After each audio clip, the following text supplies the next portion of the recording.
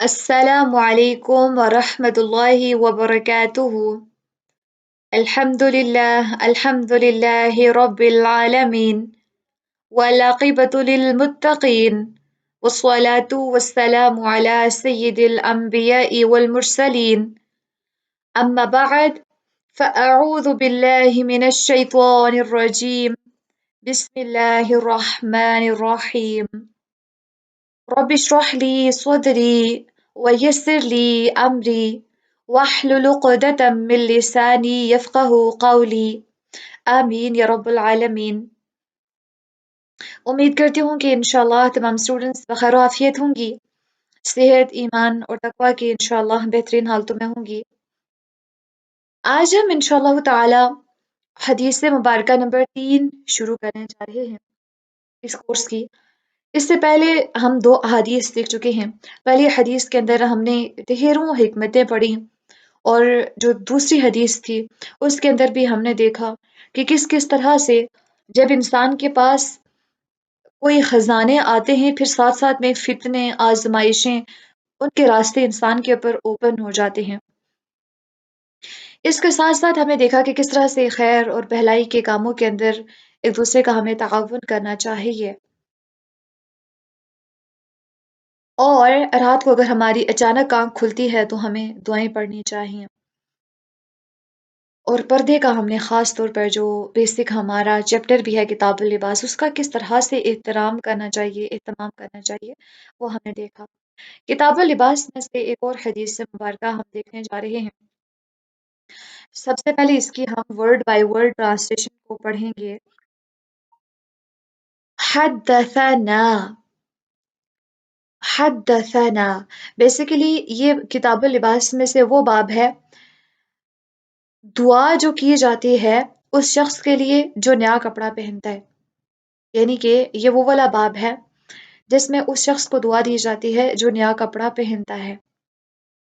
اس سے پہلے ہم باب میں سے حدیث مبارکہ جس سے دیکھ رہے تھے وہ کون سا تھا؟ یہ صاحب سب کو ہوپسوں کی یاد بھی ہو کہ جو تھے نبی اکرم صلی اللہ علیہ وسلم جس طرح قناعت کرتے بچھونے میں اور لباس میں۔ اس باب کی جو حدیث مبارکہ ہم دیکھنے جا رہے ہیں، امام بخاری بیان کرتے ہیں کہ حدثنا ہم سے بیان کیا ابو الولید نے، اور ابو الولید کہتے ہیں حدثنا ہم سے بیان کیا اسحاق بن سعید بن عمرو بن سعید بن العاص، کہتے ہیں کہ اسحاق بن سعید بن عمر بن سعید بن العاص انہوں نے ہم سے بیان کیا، یعنی کہ اسحاق نے بیان کیا۔ اور اسحاق کہتے ہیں قال، وہ کہتے ہیں حدثنی مجھ سے بیان کیا ابھی میرے والد نے، کیا بیان کیا؟ قال فرمایا حدثتنی ام خالد، اب ان سے کس نے بیان کیا تھا؟ ام خالد نے۔ خالد کون تھی؟ بنت خالد، خالد کی آگے بیٹی بھی تھی ام خالد جن کے والد کا نام بھی خالد تھا، وہ آگے بیان کرتی ہیں ام خالد۔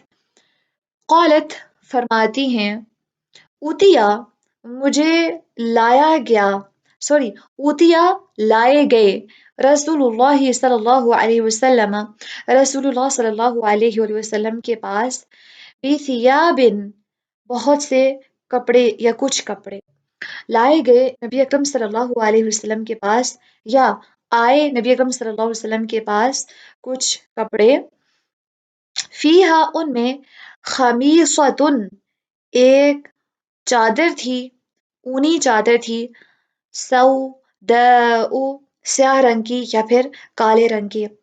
جو نبی اکرم صلی اللہ علیہ وسلم کے پاس کپڑے آئے تھے ان میں سے ایک چادر تھی جو کہ اونی چادر تھی، اون سے بنی ہوئی تھی، اور اس کا رنگ کون سا تھا؟ کالا، تو ایک کالے رنگ کی اونی چادر بھی تھی۔ قال تو نبی اکرم صلی اللہ علیہ وسلم نے فرمایا ما ترون، تمہارا کیا خیال ہے یا آپ کیا سمجھتے ہیں؟ کون؟ نکسوہا، آپ کیا سمجھتے ہیں کہ کون ہے؟ نکسوہا جسے ہم پہنائیں، ہذہ الخمیصۃ یہ چادر۔ تو سب سے پوچھتے ہیں آس پاس صحابہ سے، صحابیات سے جو وہاں پہ موجود ہیں، کہ آپ کیا سمجھتے ہیں کہ ہم کس کو یہ چادر پہنائیں؟ فَأُسْكِتَ الْقَوْمُ، تو لوگ خاموش ہو گئے اس بات کو سن کے، کیونکہ انہوں نے نبی اکرم صلی اللہ علیہ وسلم کو اختیار دے دیا کہ جس کو آپ پہنائیں ہمیں قبول ہے. دو خاموش ہو گئے تو قال رسول اللہ صلی اللہ علیہ وسلم نے فرمایا ائتونی بِأُمِّ خالد، میرے پاس لے آؤ ام خالد کو. فَأُوتِيَ بِالنَّبِيِّ صلی اللہ علیہ وآلہ وسلم، مجھے نبی اکرم صلی اللہ علیہ وسلم کے پاس لایا گیا. فَأَلْبَسَنِيهَا بِيَدِهِ، تو آپ صلی اللہ علیہ وسلم نے اسے اپنے ہاتھ کے ساتھ یا اپنے ہاتھوں سے مجھے پہنایا، اس چادر کو مجھے پہنایا. وقال، اور فرمایا آپ صلی اللہ علیہ وسلم نے، اب لی، پرانی کرو، یعنی کہ پہن پہن کے پرانی کرو. وَأَخْلِقِي، اور پھاڑو، یعنی کہ اتنا پہنو کہ پھٹ جائے. مرتین، دوبارہ، یعنی کہ بریکٹ میں ہم لکھ سکتے ہیں دعا دی، یعنی کہ دوبارہ سے نبی اکرم صلی اللہ علیہ وسلم نے دعا دی ان کو، پرانی کرو اور پھاڑو، یعنی کہ تمہاری عمر بھی اتنی لمبی ہو اور کہ تمہارے پاس یہ چادر پھٹتی رہے، اور ساتھ ساتھ میں اس کو تم اچھے طریقے سے یوز کرو، یہ تمہاری خراب نہ ہو، چلتی ہی رہے. تو اب لی، تم پرانی کرو، وَأَخْلِقِي، اور پھاڑو، مرتینی، دو مرتبہ دعا دی یا دوبارہ دعا دی.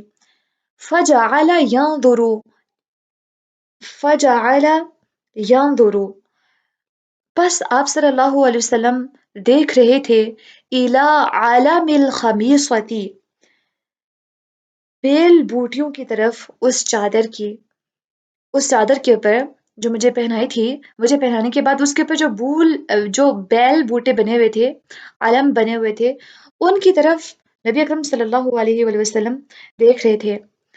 وَيُشِيرُ بِيَدِهِ إِلَيَّ، اور میری طرف اپنے ہاتھ سے اشارہ کر کے فرما رہے تھے، اور اشارہ کر رہے تھے اپنے ہاتھ کی طرف، اپنے ہاتھ کے ساتھ الیہ، میری طرف، وَيَقُولُ، اور فرما رہے تھے، یا ام خالد، اے ام خالد، هذا ثنا والثنا بلسان الحبشیة، هذا ثنا، یہ بہت خوبصورت ہے. والثنا، یہ ویسے جو الثنا ہے، یہ لفظ جو ہے، یہ یہ لفظ وہ نبی اکرم صلی اللہ علیہ وسلم بار بار ام خالد کو بلا رہے تھے، کہہ رہے تھے ان کو بلسان الحبش، حبشیتی، حبشی زبان میں. یہ حبشی زبان کا ایک لفظ ہے جس کو نبی اکرم صلی اللہ علیہ وسلم ام خالد کو کہہ رہے تھے. اچھا، یا ام خالد، اے ام خالد، ہذا، یہ، ثنا والثنا، یہ دونوں حبشی زبان کے لفظ ہیں، بلسان الحبشیتی، حبشی زبان میں، الحسن، یہ بہت زیادہ خوبصورت ہے.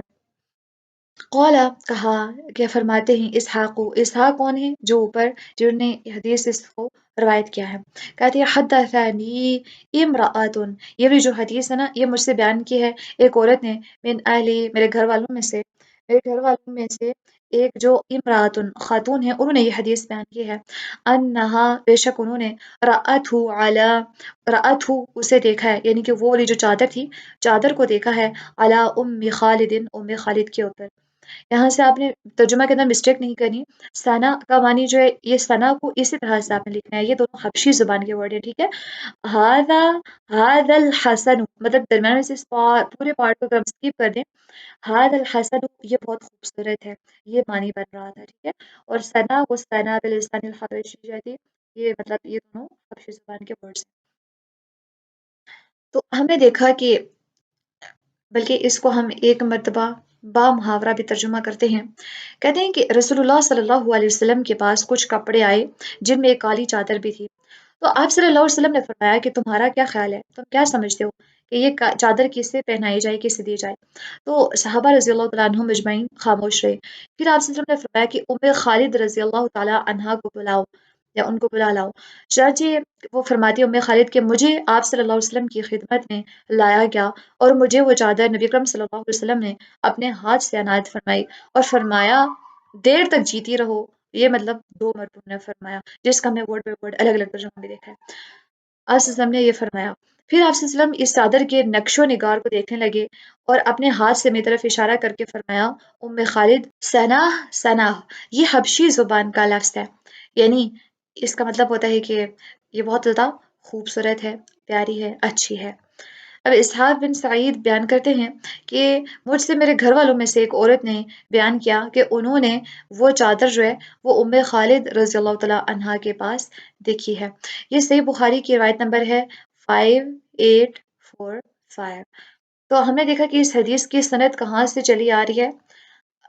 امام بخاری کے پاس پہنچے ابو ولید سے، ابو ولید جو ہیں ان سے بیان کیے اسحاق بن سعید نے، اور ان سے آگے پھر وہ کہتے ہیں کہ مجھے میرے والد نے بتائی ہے، اور پھر انہوں نے آگے ان کے والد جو ہیں وہ بیان کرتے ہیں ام خالد سے، یہ جو کہ بنت خالد بھی ہیں۔ اور پھر اس کے بعد یہ تو ساری حدیث مبارکہ یہاں پہ کمپلیٹ ہو گئی۔ الحسن اسحاق آگے اپنی طرف سے مزید بھی ایڈ کرتے ہیں کہ میرے گھر والوں میں سے ایک عورت ہے، میرے خاندان میں سے یا میرے اہل میں سے، جنہوں نے اس چادر کو ام خالد کے اوپر دیکھا بھی ہے، یعنی کہ ان کو پہنے ہوئے دیکھا بھی ہے۔ اب ہم دیکھتے ہیں اس حدیث مبارکہ سے ہمیں کیا سمجھ آتا ہے، کیا سبق ہمیں ملتا ہے۔ تو سب سے پہلی بات جو ہمیں پتہ چلی وہ یہ کہ نبی اکرم صلی اللہ علیہ وسلم کے پاس چیزیں آتی تھیں جنہیں نبی اکرم صلی اللہ علیہ وآلہ وسلم تقسیم کیا کرتے تھے۔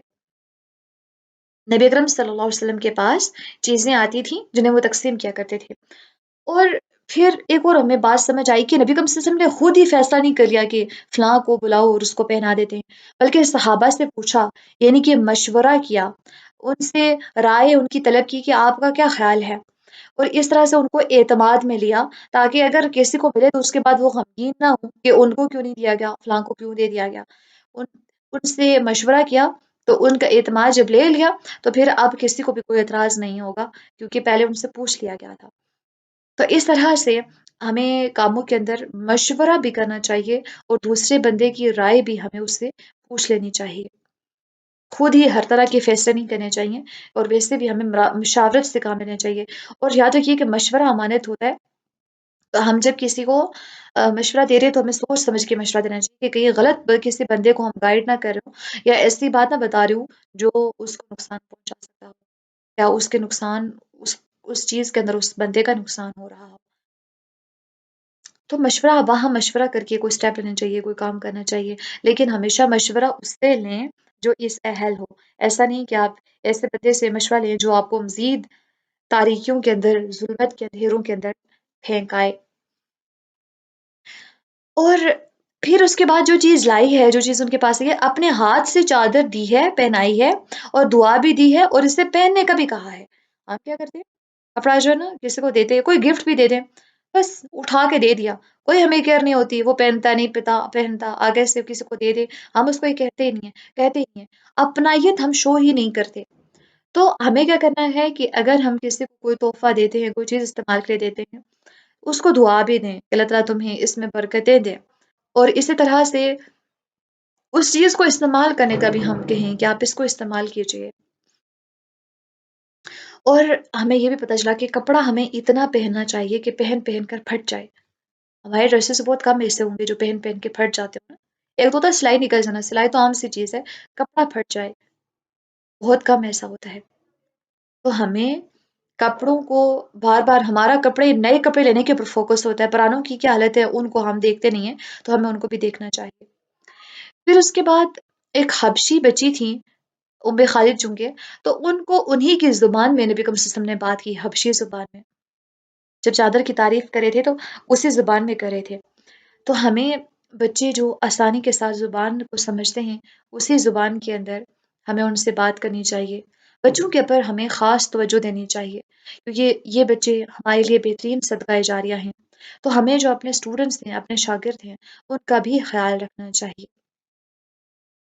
اب ہم چھپی دعائیں بھی دے سکتے ہیں، یعنی کہ جس طرح سے ابھی نبی اکرم صلی اللہ علیہ وسلم نے ان کو دعا دی تھی کہ پرانی کرو، چادر کو پھاڑو، اس کا مطلب یہ تھا کہ آپ کی عمر جو ہے وہ لمبی ہو۔ تو اس طرح سے چھپے والے الفاظ ہم ڈھونڈ ڈھونڈ کے جو جن کے اندر حکمت چھپی ہو، ویسی ہم دعائیں بھی دے سکتے ہیں۔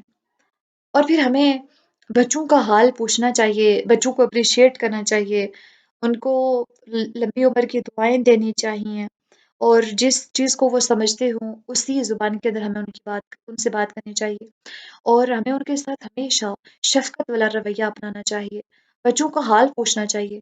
ہم تو بچوں سے پوچھتے ہیں نا، آپ کو کیا محسوس ہو رہا ہے، آپ کی اس بارے میں کیا رائے ہے، آپ اس حوالے سے کیا کہنا چاہتے ہیں، یا ہم یہ اسٹیپ لینا چاہتے ہیں، ویسے اگر آپ ہوتے تو آپ کیا کرتے اس موقع کے اوپر؟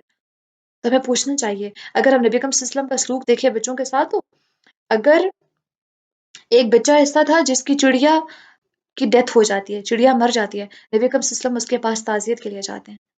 اللہ اکبر! کوئی بیمار ہو جاتا ہے بچہ، پھر اس کی عیادت کے لیے جاتے ہیں۔ پریشان ہو بچہ تو اس کو ہنسا لیتے ہیں، بچوں کے ساتھ کھیلتے تھے۔ تو بچوں کے ساتھ ہم بچوں والا رویہ اپنائیں گے تو ہی ہم بچوں کے قریب ہو پائیں گے اور بچوں کے ساتھ اچھا سلوک کر پائیں گے۔ اور بچوں کی جو آبزرویشن کی پاور جو ہوتی ہے نا، بہت اچھی ہوتی ہے۔ تو ہم جو بھی ان سے کہتے ہیں، جیسے ان سے کہتے ہیں، اور جو رویہ ہمارا ان کے ساتھ ہوتا ہے وہ سارا نوٹ کر رہے ہوتے ہیں، اور یہی رویہ پھر بڑے ہو کے وہ لوگ بھی اپناتے ہیں۔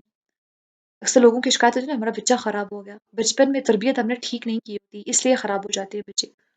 ہاں، کچھ ماحول کا بعد میں اثر ہو جاتا ہے، لیکن زیادہ ہمارے اوپر ڈیپینڈ کرتا ہے کہ ہم بچے کو کس شیپ میں آگے بڑھانا چاہتے ہیں، کیسے ہم اس کو بڑا کرنا چاہتے ہیں۔ بچوں کو بچہ ہی رہنا دینا چاہیے، سامنے والے سے ہمیں اسی کے مطابق بولنا چاہیے، یہ حدیث مبارکہ ہمیں یہ سکھاتی ہے۔ اور ہم نا سم ٹائمز اتنا بزی ہوتے ہیں کہ بچوں کی بات کو سننے کے لیے تیار ہی نہیں ہوتے کہ ٹھہرو، تمہیں کیا پتا، چپ کر کے بیٹھ جاؤ، ابھی مجھے امپورٹنٹ کام ہے، ڈسٹرب نہیں کرنا، روم سے نکلو، روم سے باہر چلے جاؤ تھوڑی دیر کے لیے۔ ایسے نا ہم اپنی فطرت کو بھی دبا دیتے ہیں۔ بچوں کے ساتھ انسان نیچرلی انجوائے کرتا ہے، آپ کیسے بچے کے ساتھ پیار محبت کے ساتھ آپ بیٹھیں، آپ اس کے ساتھ انجوائے کریں گے، آپ خوش ہوں گے، آپ کا دماغ ریلیکس ہوگا۔ تو فطرت کو دبائے نا، مصروف اتنے نہ ہو جائیں اپنی زندگی کے اندر کہ آپ اپنے آپ کو وقت نہ دے سکیں اور اپنے آپ کو اندر سے مارتے رہیں۔ فطرت کو ہمیشہ ہم نے زندہ رہنے دینا ہے۔ نبی اکرم صلی اللہ علیہ وسلم سے کوئی زیادہ مصروف بھی انسان ہو سکتا ہے؟ نہیں نا۔ اتنی ساری مصروفیات کے باوجود ایک بچی کو بلایا، اس کو دعائیں دی، اس کے ساتھ اچھے طریقے سے پیار محبت والے طریقے سے بات اس سے کریں، تو دیکھیں کہ یہ وہی بچی ہیں جو بڑے ہونے کے بعد نبی اکرم صلی اللہ علیہ وسلم نے ان کے ساتھ جیسا سلوک کیا اسی کو آگے جا کے بیان کر رہی ہیں۔ تو بچے جو ہیں، ان کی آبزرویشن پاور کتنی اسٹرانگ ہوتی ہے کہ بچپن میں جن کے ساتھ ہوا ہے ان کو ابھی تک یاد ہوتا ہے۔ بچوں کا خاص طور پر ہم خیال رکھیں، چاہے وہ ہمارے چھوٹے بہن بھائی ہیں، بھانجے بھانجیاں، بھتیجے، بہن بھائی، کوئی بھی ایسا رشتہ ہے جو بچے والا ہے، اس کے ساتھ ہم بچوں کی طرح ہی بات کریں، اس کو بچوں کے ساتھ ہی ٹریٹ کریں۔ الحمدللہ، اسی کے ساتھ ہماری آج کی حدیث مبارکہ کمپلیٹ ہوتی ہے۔ آپ کے ذہن میں جو پوائنٹس ہیں آپ کمنٹ باکس کے اندر لکھ سکتے ہیں، یا پھر آپ اپنے فیڈ بیک رومز کے اندر لکھ سکتے ہیں۔ سبحانك اللهم وبحمدك أشهد أن لا إله إلا أنت أستغفرك وأتوب إليك ربنا تقبل منا إنك أنت السميع العليم اللهم صل وسلم على نبينا محمد صلى الله عليه وسلم السلام عليكم ورحمة الله وبركاته.